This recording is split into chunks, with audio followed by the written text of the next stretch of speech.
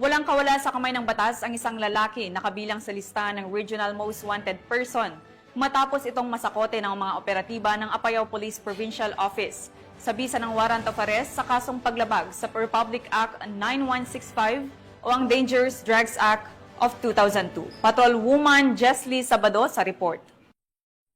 Ng Apayao PNP ang number 5 top most wanted person, regional level, dahil sa paglabag sa Republic Act 9165 o ang Comprehensive Dangerous Drugs Act of 2002 sa isang operasyon na isinagawa sa Barangay Poblasyon, Kalanasan, Apayao, kamakailan.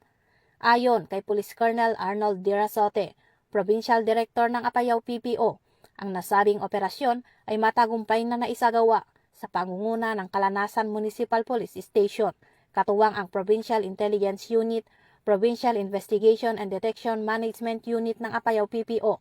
Regional Intelligence Division ng PROCAR, Regional Intelligence Unit 14 at ang 15 5th Maneuver Company ng Regional Mobile Force Battalion 15.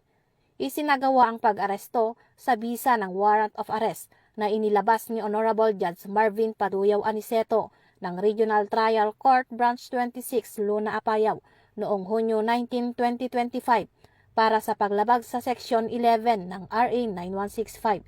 na may inirekomendang piyansa na 200,000 pesos. Dinala ang akusado sa Kalanasan MPS para sa kaukulang dokumentasyon at tamang disposisyon bago ito i-turn over sa kinauukulang hukuman. Ang tagumpay ng nasabing operasyon ay patunay ng patuloy na dedikasyon ng kapulisan sa pagtugis sa mga wanted na personalidad at sa kanilang pangako na panatilihin ang kapayapaan at kaayusan sa rehiyon.